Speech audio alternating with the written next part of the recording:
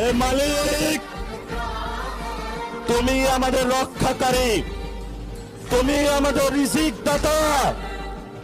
যারা এই বাংলাদেশে জনগণ 17 বছর অপেক্ষা করেছিল, আমাদের অধিকার ছিনিয়ে নিয়েছে, হত্যাকারীর মাধ্যমে ভাইদেরকে হত্যা করেছে। আয়েশের মালিক তোমার মালিকের বিচারে আমরা বিচার রেখে গেলাম। তুমি তাদের দৃষ্টান্তমূলক শাস্তি বাংলার মাটিতে জনগণের সামনে করবে। আমরা আজকে তোমার মসজিদের সামনে বিচার রেখে গেলাম। বাংলাদেশের মানুষ হতাশ হবেন না। লা তাহজান, ইন্নাল্লাহা মানা। আল্লাহ আমাদের সাথে আছেন, শক্তিমান, ভয় নাই। জয় করব আমরা ইনশাআল্লাহ দ্বিগুণ হয়ে পার্লামেন্টে।